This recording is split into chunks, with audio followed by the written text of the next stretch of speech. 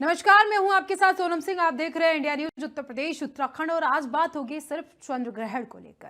चंद्र ग्रहण 2025 का रोमांचक इंतजार अब खत्म होने जा रहा है। कुछ घंटों बाद साल का आखिरी चंद्र ग्रहण लगने जा रहा है। सितंबर 2025 में लगने वाला ये साल का सबसे बड़ा चंद्र ग्रहण भारत समेत दुनिया के कई हिस्सों में नजर आएगा। खास बात यह है कि इस बार चांद लाल रंग का दिखेगा, जिसे लोग ब्लड मून के नाम से भी जानते हैं।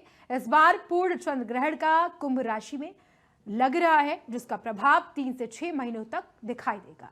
लगभग 85% आबादी इस ग्रहण से प्रभावित होगी, जिससे जल आपदाएं, क्लाउड बस्टर्स टेक्निका वही अगर देखा जाए तो सत्ता पलट और राजनीतिक उथल पुथल की भी आशंका है, जैसा कि बिहार इलेक्शन और उपराष्ट्रपति चुनाव में अनअपेक्षित परिणाम दिख सकते हैं।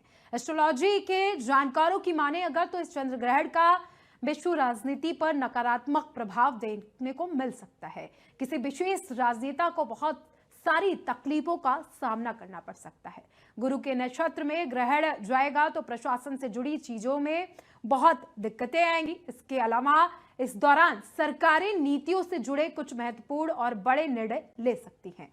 आखिर इस दावों में कितनी सच्चाई है, आज के इस खास शो में अपने मेहमानों के साथ जानने की कोशिश करेंगे। तो इस चंद्र ग्रहण की वजह से ग्रह नक्षत्रों की चाल बदलेगी, पूर्णतया चंद्र ग्रहण लगेगा और इस बार का चंद्र ग्रहण जो है उसे ब्लड मून की तरह माना जा रहा है। जो चंद्रमा होगा एकदम सुर्ख लाल दिखाई देगा।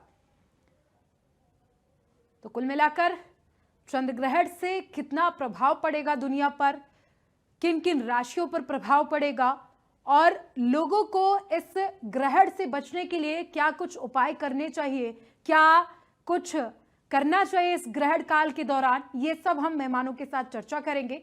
122 साल के बाद दुर्लभ सहयोग बना है और इस बार पूर्णतः चंद्र ग्रहण लग रहा है। तो चलिए, हमारे साथ कुछ खास मेहमान जुड़ गए हैं चर्चा के लिए। संजय उपाध्याय ज्योतिषाचार्य हैं, डॉक्टर मोहित शुक्ला वैदिक स्कॉलर्स हैं और ज्योतिषाचार्य हैं। तो आप सभी का बहुत शुक्रिया चर्चा में जुड़ने के लिए। तो सबसे पहले हम रुख करेंगे संजय उपाध्याय जी का। संजय जी, देखिए आज चंद्र ग्रहण लगने वाला है और सूतक काल प्रारंभ हो चुका है, और इस सूतक काल में लोगों को क्या कुछ करना चाहिए, क्या नहीं करना चाहिए, दर्शकों को बताएं। बहुत अच्छा प्रश्न किया। देखिए, सूतक काल में जो है 9 घंटा पहले चंद्र ग्रहण में सूतक काल लग जाता है और सूर्य ग्रहण में 12 घंटा पहले। तो चूंकि हमारे यहाँ जो चंद्र ग्रहण लग रहा है रात को 9:57 पर लग रहा है, तो इससे 9 घंटा पहले जो है 12:57 को सूतक काल लग गया। तो सूतक काल में भोजन नहीं करना चाहिए। पहली बात, सूतक काल में भोजन नहीं करना चाहिए। और यह नियम जो है वृद्ध पर, बालक पर और रोगी पर लागू नहीं होगा। और ग्रहण के समय भी भोजन नहीं करना चाहिए। सूतक काल लग जाए तो पूर्व से बने हुए भोजन में तुलसी दल हो या कुसा को डाल करके रखना चाहिए, क्योंकि उस भोजन में जो है दुष्प्रभाव आ सकते हैं। हमको क्षौर कर्म नहीं करना चाहिए, हमको कोई गलत काम नहीं करना चाहिए। हमको सूतक काल लग जाने पर स्नान करके हमको विशेष करके पूजा पाठ अपना जो है भगवान का नाम का जप करना चाहिए। जितना हो सके भगवान के नाम का संकीर्तन करना चाहिए। विशेष करके गर्भवती और स्त्रियों को इसका पालन करना चाहिए। उनको सूतक काल के दौरान छुरी का या किसी भी चीज का प्रयोग नहीं करना चाहिए, किसी चीज को काटना नहीं चाहिए, कोई सुई से किसी चीज को बुनना नहीं चाहिए। उनको जो है भगवत ध्यान करना चाहिए, श्रीमन नारायण का चिंतन करना चाहिए और अच्छे ग्रंथ का चिंतन मनन करना चाहिए। इन कर चीजों को करने से हमारे मस्तिष्क पर, हमारे बच्चों पर, जो बच्चे हैं जो गर्भ में पल रहे बालक हैं, उनके ऊपर अच्छा प्रभाव पड़ता है। जय विष्णु। ठीक है, तो अब रुक कर लेते हैं। आदित्य पांडे जी का हमारे साथ जुड़े हुए हैं। आदित्य जी, जिस तरीके से संजय जी ने बताया कि सूतक काल में छुरी कांटे का इस्तेमाल नहीं करना चाहिए, भोजन नहीं बनाना चाहिए, भगवान का संकीर्तन करना चाहिए, लेकिन कोई इस अवस्था में ही ना हो कि वो भगवान का कीर्तन कर पाए, और अगर उसको भूख लगी हो या कहीं पर वो ऐसी जगह पर काम काज कर रहा हो जहां पर उसको ये सब काम करने पड़े, तो इसके नेगेटिव प्रभाव से कैसे बच सकते हैं? धर्म सिंधु और निर्णय सिंधु, हमारे यहाँ दो ऐसी पुस्तकें हैं सनातन धर्म में जो इसका उत्तर देती है। और उत्तर ये मिलता है कि यदि संभव हो तो तुलसी का पत्र यानी तुलसी का पत्ता ले लीजिए। और अगर तुलसी का पत्ता भी, क्योंकि अब सायंकाल का समय हो रहा है, ग्रहण निकट है, ऐसे में अगर तुलसी अर्क मिल जाए तो भी चलेगा। और तुलसी अर्क भी ना मिले तो फिर यदि आपको निकट में कहीं गंगा जल मिल सकता है तो थोड़ा सा गंगा जल अपने ऊपर छिड़क लें और गंगा जल 2 बूंदा पी लें। या फिर अगर गोमूत्र मिल जाए तो भी श्रेष्ठ माना गया है। ऐसा करने पर जो ग्रहण का दोष है वो शांत हो जाता है, क्योंकि प्रैक्टिकली बहुत जगह पॉसिबल नहीं है। बहुत से लोग फ्लाइट में हैं, बहुत से लोग ट्रेवल कर रहे हैं, उनकी मजबूरी भी है या शायद उन्हें जानकारी नहीं है। ऐसे में उनके पास ये सारी चीजें उपलब्ध नहीं है और ना ही वो भगवत भजन बहुत कर सकते हैं। तो फिर ऐसे में उनसे रिक्वेस्ट है कि मन में ये प्रार्थना करें अपने मनसा, क्योंकि हमारे यहाँ पूजन के 3 विधान है, मनसा वाचा कर्मणा। यानी कि मन में भी विचार किया जा सकता है कि हे प्रभु, मैं आपका विचार कर रहा हूं या कर रही हूं, मुझे ग्रहण के दोष से बचाइए। और आपको पॉजिटिव एनर्जी से भरपूर कर दिया जाएगा यदि आप सिर्फ उस समय भगवान का सच्चे मन से ध्यान कर लेंगे। जरूरी नहीं है बहुत बड़े बड़े मंत्र आप बोले, जरूरी यह है कि आप सच्चे मन से ध्यान कर ले। और रही बात छुरी या अन्य चीजों की, तो हाँ, उनका अवॉइड करना चाहिए, परंतु प्रैक्टिकली बहुत जगह नहीं पॉसिबल हो पाता है। तो भी बिल्कुल डरे नहीं, ग्रहण का उपाय करें और भगवान का ध्यान करें, पॉजिटिव थॉट्स के साथ आगे बढ़ें। ठीक है, तो मोहित जी का रुख कर लेते हैं। मोहित शुक्ला हमारे साथ जुड़े हुए हैं। मोहित जी, मान लीजिए कोई गर्भवती महिला है और अनजाने में उससे कोई गलती हो जाती है इस ग्रहण काल में, तो उसके जो नकारात्मक प्रभाव हैं ग्रहण के, उससे गर्भवती महिलाएं कैसे बच सकती हैं? देखिए, गर्भवती महिलाओं को अपने पेट पर देसी गाय का गोबर जो है लगा लेना चाहिए, जिससे गर्भस्थ शिशु जो है उस पर नकारात्मक शक्तियों का प्रभाव ना पड़े। दूसरी बात यह है कि अगर गोबर उपलब्ध ना हो तो गेरू का लेप भी कर सकते हैं। और इस प्रकार से जो ग्रहों का जो दोष, उससे बचना चाहिए। और एक उपाय और है कि गर्भवती महिलाओं को सोना नहीं चाहिए, और ग्रहण काल में सोना बिल्कुल वर्जित है। आराम कर सकती, आराम करें और सोए ना, उसके लिए जो है ये विधान है कि उस समय उनको धार्मिक ग्रंथ का अध्ययन करना चाहिए, जैसे रामचरितमानस हो गया, भगवत गीता हो गया, ऐसे ग्रंथों का अध्ययन करना चाहिए। और इसके साथ में राम नाम का जप कर सकते हैं, कीर्तन कर सकते हैं, ओम का उच्चारण कर सकते हैं। ओम का जो शुद्ध उच्चारण है वो अपनी नाड़ी पर ऐसे हाथ लगावें, 3 बार नाड़ी धड़के तब तक ओ बोलना चाहिए और ऐसे अभ्यास करना चाहिए। ओ ओम। वेद में ओ लिखा है, फिर 3 लिखा है, फिर माँ। जैसे ही ओठ बंद करते हैं तो माँ में नीचे अनुस्वार है, अर्थात आधा है, ओम का उच्चारण पूर्ण होता। ओम जो है वो सभी मंत्रों के पहले लगता है, तो मंत्र पूर्ण माने जाते हैं। और ओम अपने आप में संपूर्ण मंत्र है, इसीलिए सनातन धर्म का जो प्रमुख चिन्ह है वो ओम है। तो ओम का जो जप है वो समस्त दोषों का निवारण करने वाला है।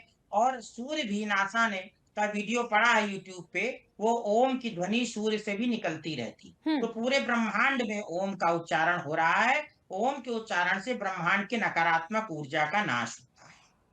मोहित जी, एक और चीज जानना चाहेंगे और दर्शक भी जानना चाहेंगे कि जैसा आपने कहा कि देशी गाय का गोबर होना चाहिए या फिर गेरू होना चाहिए, अगर किसी महिला के पास ये दोनों ही चीजें नहीं उपलब्ध हैं और ग्रहण काल का सूतक शुरू हो चुका है, ग्रहण काल चल रहा है, तो बचाव कैसे किया जा सकता है?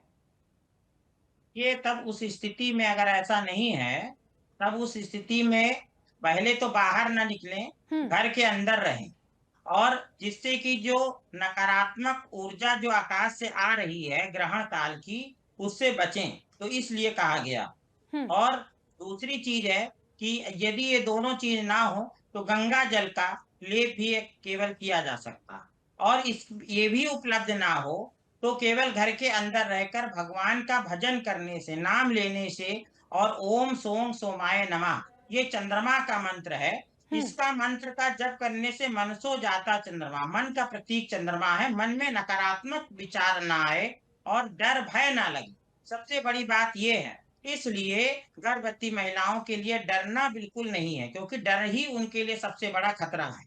तो इसलिए ओम सोम सोमाय नमः का जप कर सकते हैं, हनुमान चालीसा का पाठ करना चाहिए। और इस प्रकार से जो है जब ये मंत्र बोलते हैं तो चंद्रमा जो है, जो इस समय पीड़ित है, कष्ट में है, और उसको जो है उससे राहत प्राप्त होती है। और मंत्र का जो प्रभाव होता है, ये पूरे ब्रह्मांड में जो एक ध्वनि तरंगे हैं, वो तरंगों के माध्यम से पहुंचता है। तो इस प्रकार से शास्त्रों में चंद्रमा के मंत्र जप का भी विधान कहा गया, जिससे हमारे मन पर नकारात्मक प्रभाव ना पड़े। जैसे समुद्र में ज्वार भाटा आता है, वैसे ही चंद्रमा के प्रभाव से हमारे मन में सकारात्मक और नकारात्मक विचार उत्पन्न होते हैं। ठीक है, संजय जी का रुख कर लेते हैं। संजय उपाध्याय जी, इस बार चंद्र ग्रहण लगने के बाद में ग्रहों की क्या चाल रहेगी? जैसा अभी कुछ दिख रहा है, यथास्थिति बरकरार रहेगी या फिर ग्रह अपनी चाल को बदलेंगे? देखिए, ये स्थिति थोड़ा सा ग्रह अपने चाल को बदलेंगे, क्योंकि यह जो है शतभिखा नक्षत्र और कुंभ राशि पर लग रहा है।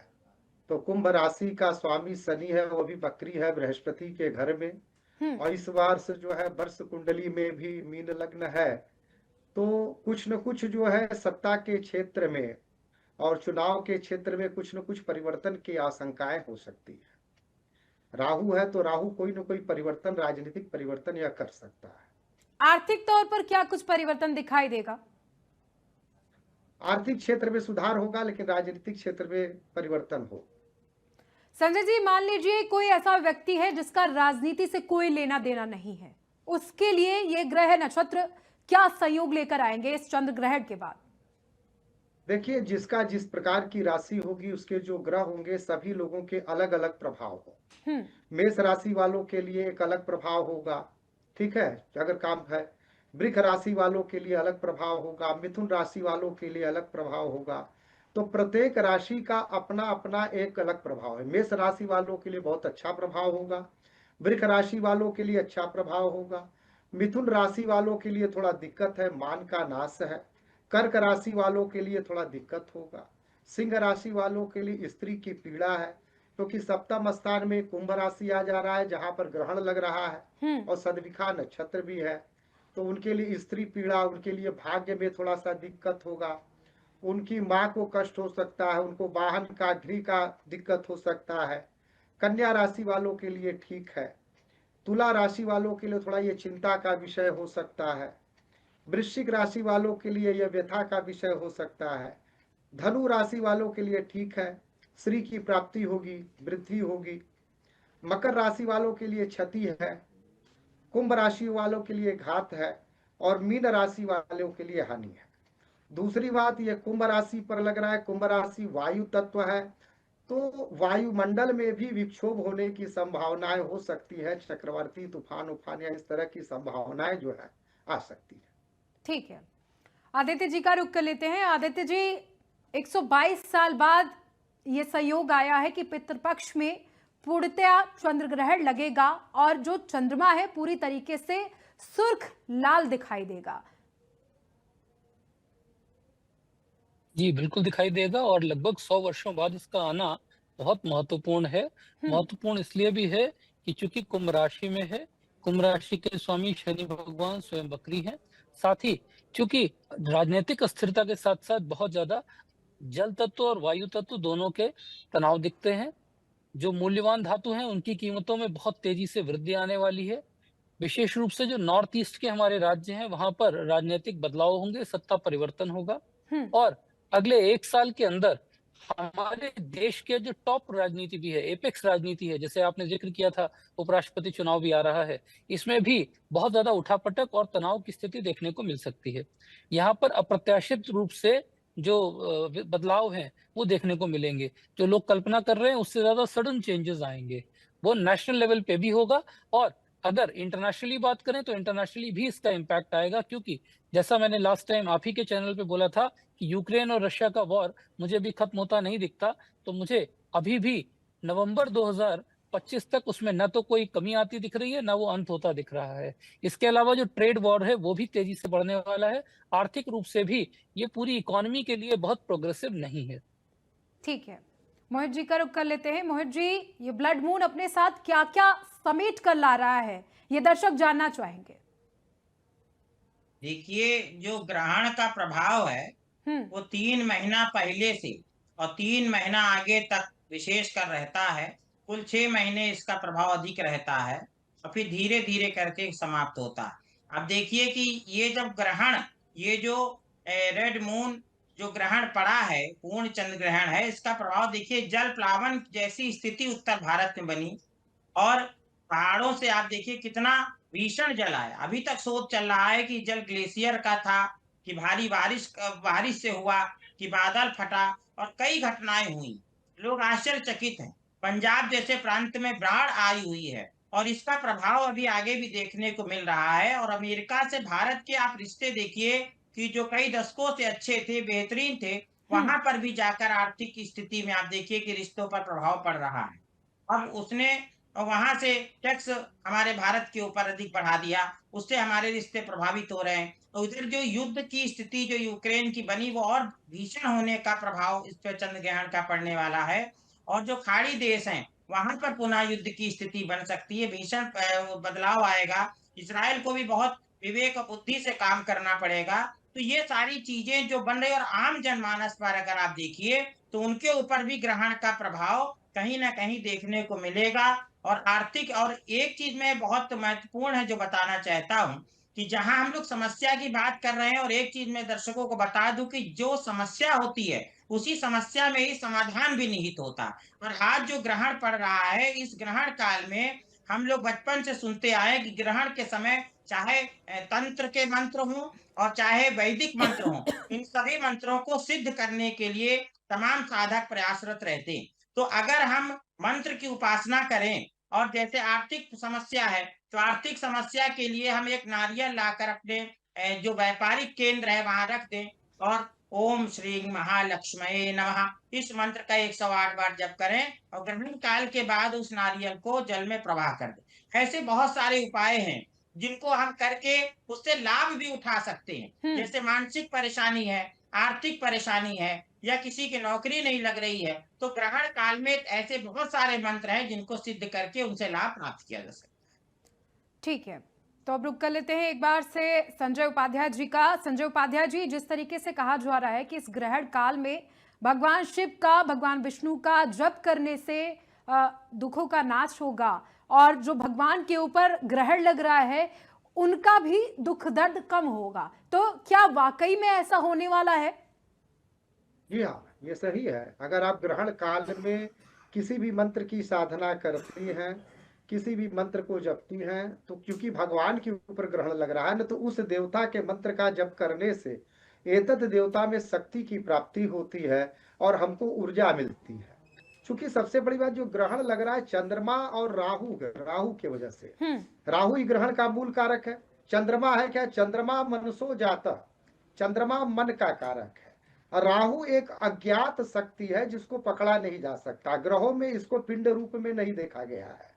ठीक है, तो ये एक ऐसा सूक्ष्म वायु तत्व है जिसको जाना नहीं जा सकता।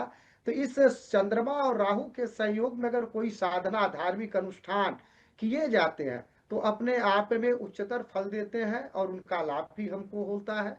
तो हमको अवश्य किसी न किसी मंत्र का गुरु के द्वारा प्रदत्त हो, कुल देवता का मंत्र हो। हमको अगर आर्थिक दृष्टि से कोई हानि हो रही है तो उसमें लक्ष्मी का और हर तरह का मंत्र जैसे है कि नहीं जप सकते हैं। जैसे अगर आपने कहा कोई मंत्र आपने बोल दिया, हो सकता है उसके जन्मांग के आधार पर वह मंत्र उसके लिए अच्छा न हो। तो अच्छा यह होगा कि व्यक्ति मंत्र अपने जन्मांग को देख करके, जन्मांग के आधार पर मंत्र और गुरु का निर्णय करके तब किसी मंत्र का जप करे। अपने मन से अगर किसी भी मंत्र का अगर वह जप, चलिए ठीक है, आप सभी का चर्चा में जुड़ने के लिए बहुत शुक्रिया।